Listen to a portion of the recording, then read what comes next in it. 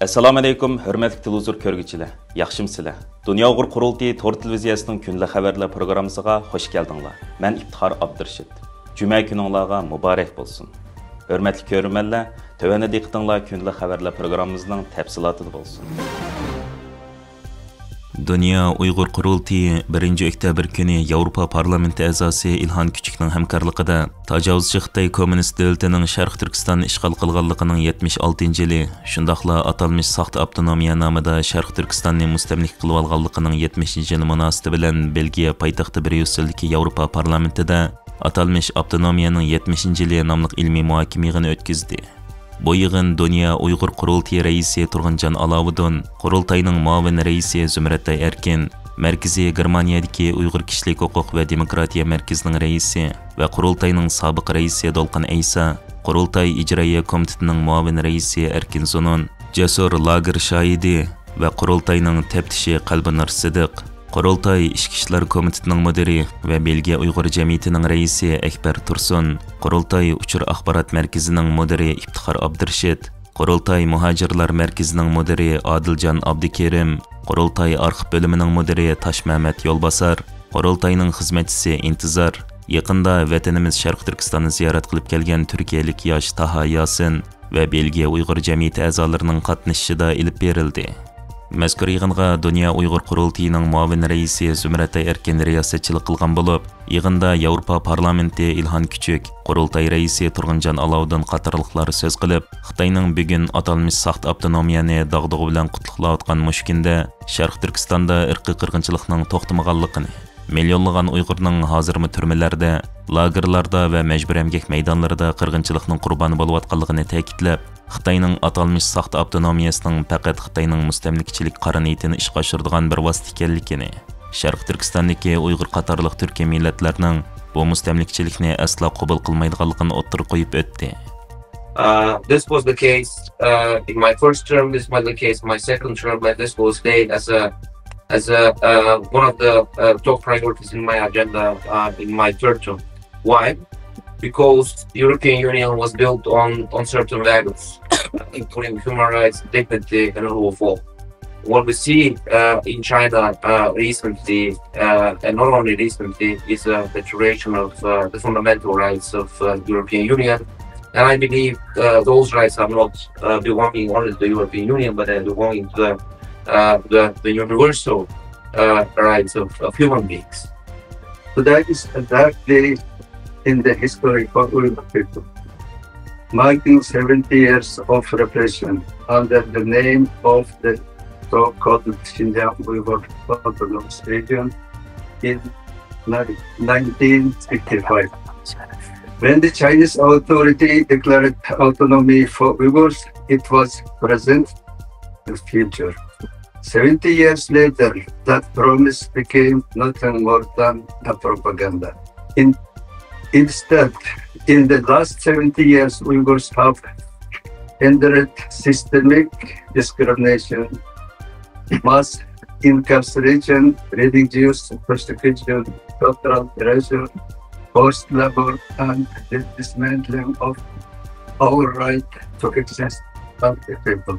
Dolqin Aysa әпәндім, өз бешіден өткен кечірмішлер асасыда Xitoyning irqiy qirg'inchiligining faqatla yaqinqi bir necha yil ichidagi hodisa bo'lmasdan, balki Sharq Turkiston Xitoyning mustamlikasiga aylangandan beri davom qilib kelganligini o'ttirib qo'ydi.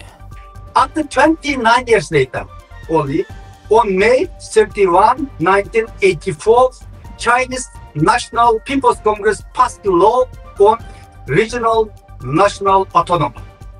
This law consisted 67 articles, theoretically recognized political, economic, cultural, religious rights in the autonomous region, granted them established legislative, administrative, and legal resource management power under the law. Within this framework of this law, 5 separate institutions were established, so-called Xinjiang Uyghur Autonomous Region. Yig'inda yana sobiq Xitoy saqchisi Uyg'ur irqiy qirg'inchiligini fosh qilgan va 2020-yili Dünya Uyg'ur Qurultiyi tarafidan Londonda ochilgan Uyg'ur sud kollegiyasida guvohlik bergan Jang Yan va Gollandiyadagi jasur lager shoidi Qalbinur Sidiq qatorliqlarmi guvohlik berib o'tgan. 然后所以把这几十万的军队啊，还有这些他认为反革命还有囚犯呐、这些罪犯都弄到新疆去了。然后呢，这70年里头，我也是自己看了一下子吧，这几个例子，这移民了近2000万人口，从中国内地。然后实际上呢 And of this establishment, the Chinese government migrated the Chinese not only militarily, also the criminals, prisoners of the Chinese in the Chinese provinces to the Uyghur regions. Ajan Çiftay hükümeti bu yana atanmış terbiyeleş ortaydı. Ameliyatla bir yatışmalar, manuşlar, futbolu izlenecek kişilerden dalda hakam küçük orunluklardan közlerde yaş, adamcık laboraturik ders almaydı. Bunlar Altay jarayonida brend tutunuvchilarga tushunib bakılıyor. Hatta ki her birlik tanıqıga bir tarafın Xitoyning o'rtasida qurilish o'rgatishi için. Bu yig'inda Taha Yasinmo so'z qilib, o'zining bu yil 5-oyda Sharq Turkistonni ziyorat qilish jarayonida ko'rganlarini 3 nuqtaga yig'inchoqlab o'tdi. What I saw was not a simple restriction. It was a systematic attempt to erase the Uyghur identity. U o'zining bir siyosatchi emas, balki yaqinda Sharq Turkiston shaharlarini ziyorat qilib kelgan mustaqil tadqiqotchi sifatida so'zlaydiganligini ta'kidlab, bugun bu yerda so'zliginim nazariya emas, balki bir guvohlik. Sharq Turkistondagi irqiy qirg'inchilik hargizmo bir davlatning ishi emas. Aksicha insoniyatning masalasi. Bu bir ig'ir kishilik huquq krizisi. Yevropa dunyoning narida yuz berishidan qat'iy nazar, kishilik huquq, insonlarning izzat hurmati, e'tiqod erkinligi va kimlik huquqi hujumga uchraganda javob qaytarish majburiyati bor. Men bir mustaqil kuzatuvchi bo'lish sifatim bilan Yevropa parlamentini Xitoydan mustaqil kuzatuvchilar, jurnalistlar va tadqiqotchilarning Sharq Turkistonni to'solg'usiz ziyorat qilish va mustaqil tekshirishiga yo'l qo'yishni talab qilishga, irqiy qirg'inchilik jinoyatiga bevosita mas'ul bo'lganlarga qarata qaratmaliqi bo'lgan jazolarni yo'l qo'yishga, muhojiratdagi jamiyatlarni va mustaqil tadqiqotchilarni texnik ko'p qo'llashga chaqiriq qilaman deydi. O so'zining oxirida men bugun bu yerda guvohlik beryapman. Chunki u yerdagi kishilar buni qila olmaydi. Men ixtiyorlik bilan emas, balki tahdid va qo'rqinch sababidan sukut qiladigan chiroylarga ovozsiz qarshilik qilayotgan, kimligi yo'q qilinayotgan bir xalqning ochiq qismatiga shohid bo'ldim. Biz sukut bilan emas, balki amaliy harakat bilan javob beraylik deydi. Yevropa parlamentida ilib berilgan bu yig'inga Dunyo Uyg'ur qurultiyi vakillaridan boshqa yana Belgiya Uyg'ur jamiyatining a'zolari, Markaziy Gollandiyadagi Yevropa Sharq Turkiston ma'rif jamiyatining raisi Obulqosim Abdulaziz apandi boshchiligidagi Gollandiyadagi bir qism Uyg'urlar va Yevropa parlamenti Uyg'ur do'stlik guruhi a'zolari, Uyg'ur masalasiga qiziqadigan tadqiqotchilar va axborotchilar kelib qatnashgan. 1 oktyabr kuni Sharq Turkiston ishg'olining 76-yili va atalmish saxta avtonomiya bilan Sharq Turkistonning mustamlik qilinganligining 70-yilida dunyoning har qaysi joylarida Xitoyga qarshi keng ko'lamli norozilik faoliyatlari va namoyishlar olib berildi. Dunyo Uyg'ur qurultiyi Sharq Turkiston ishg'olining 76-yili va atalmish saxta avtonomiya bilan Sharq Turkistonning mustamlik qilinganligining 70-yilida Xitoylar uchun atalmish davlat bayrami bo'lgan, ammo Sharq Turkiston xalqi uchun motam kuni bo'lgan 1 oktyabr kunida dunyoning har qaysi joylarida Xitoy qarshi keng ko'lamli norozilik faoliyatlari va namoyishlar olib berishga chaqiriq qilgan edi. Bu munosabat bilan 1 oktyabr kuni Turkiyada Dunyo Uyg'ur qurultiyi vaqfisi, Uyg'ur akademiyasi vaqfisi, Xalqaro Sharq Turkiston tashkilotlar birligi va Turkiyadagi har qaysi tashkilotlar keng ko'lamli birlashim namoyish olib borgan. Namoyishda Sharq Turkiston o'limalar birligi raisi dotsent doktor Olimjon Bug'da bayonot o'qib o'tgan bo'lib, u bayonotida mundaq degan: Yani İpek Yolu projesi çerçevesinde onun önündeki en büyük engelin Doğu Türkistan olduğunu görmüş, 2017 senesinden itibaren Doğu Türkistan'da soykırım uygulamasını başlatmıştır.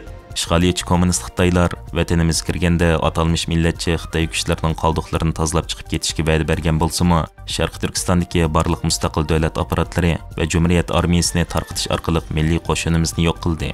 Xitoy ruslarning yordami bilan Sharq Turkiston Jumhuriyatining raisi Ahmadjon Qosim qatorliqlarni aeroplan qazosi nomida suiqasd bilan yo'q qilib etdi. Arqadilla bir qism xoinlarning hamkorligi bilan 1955-yili Sharq Turkistonning ismini atalmish Xinjiang Uyg'ur avtonom rayoniga o'zgartib, o'zining mustamlikasiga aylantirdi.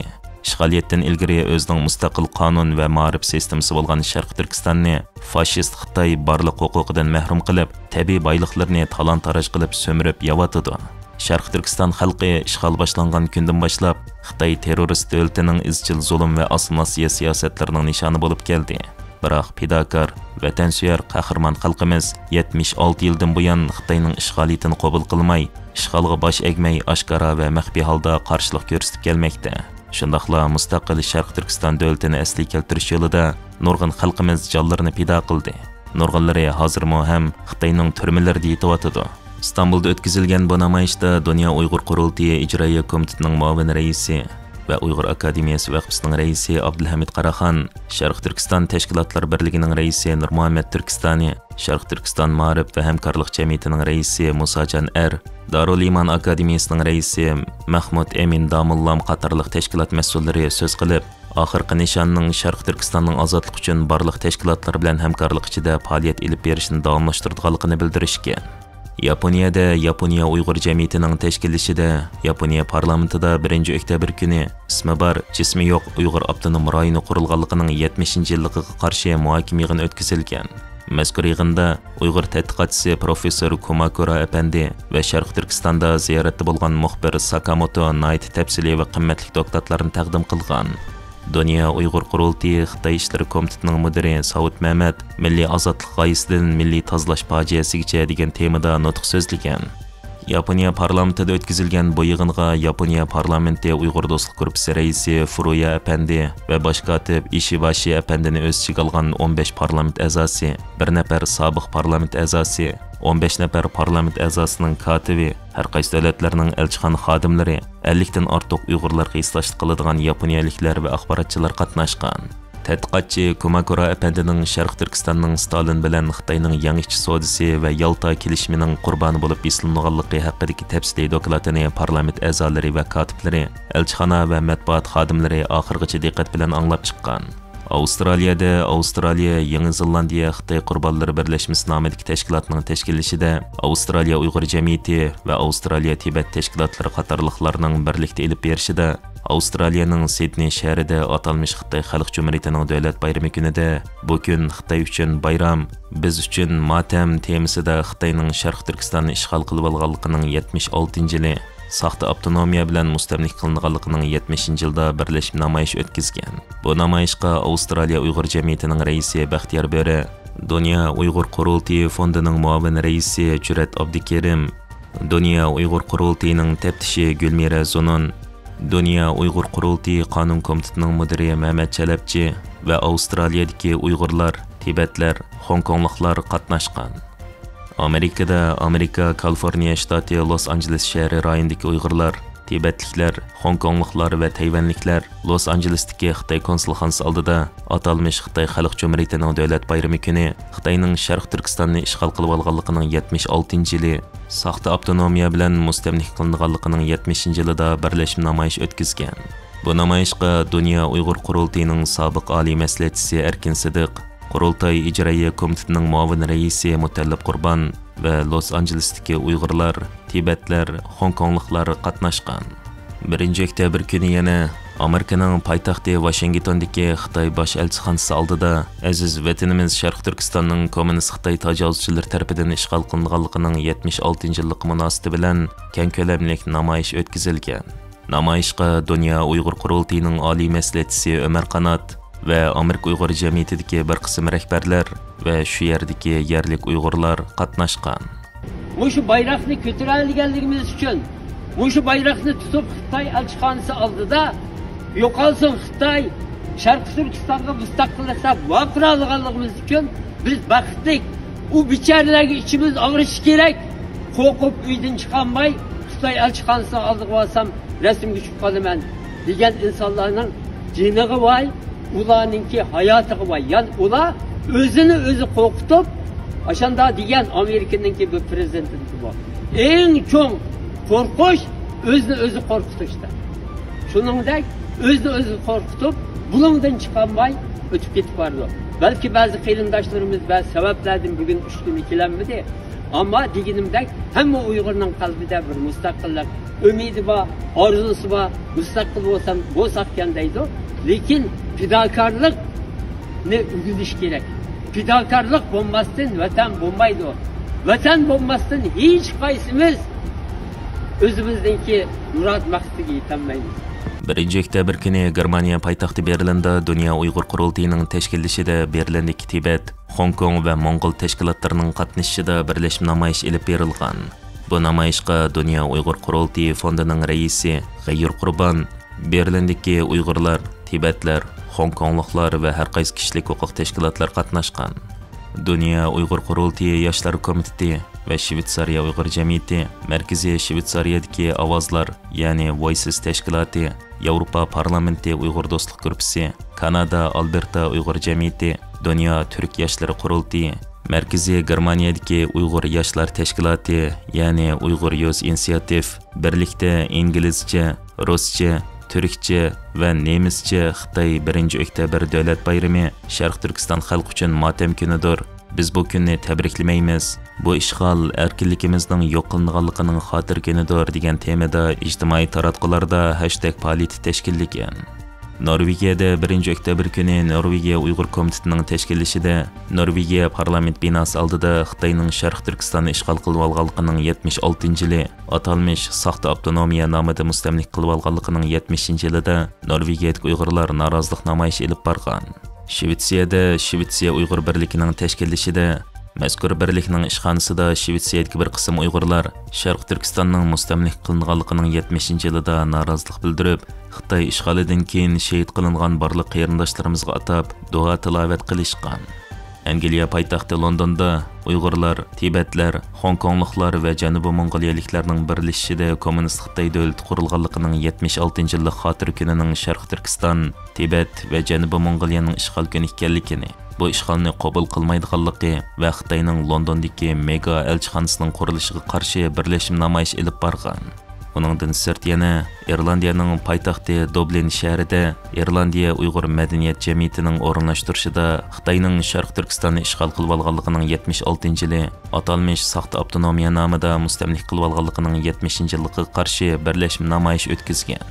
Uningdan sirt yana O'rta Osiyodan Qozog'iston, Qirg'iziston, O'zbekiston qatorliq davlatlarda Sharq Turkiston ishg'ol qilingan kundan e'tiboran toki bugungacha shahid qilingan barliq qarindoshlarimizning ro'yiga atab duo tilovat va nazar chiroqlari o'tkazilgan. Hurmatli ko'rmanlar, yuqorida diqqatingizga kunlik xabarlar programmamizning tafsilotini sundik. Keng qitimliq sonimizgacha ko'rishkish omon bo'lgaysizlar. Stansiyamizning YouTube kanaliga a'zo bo'lishni unutmang. Xayr xo'sh.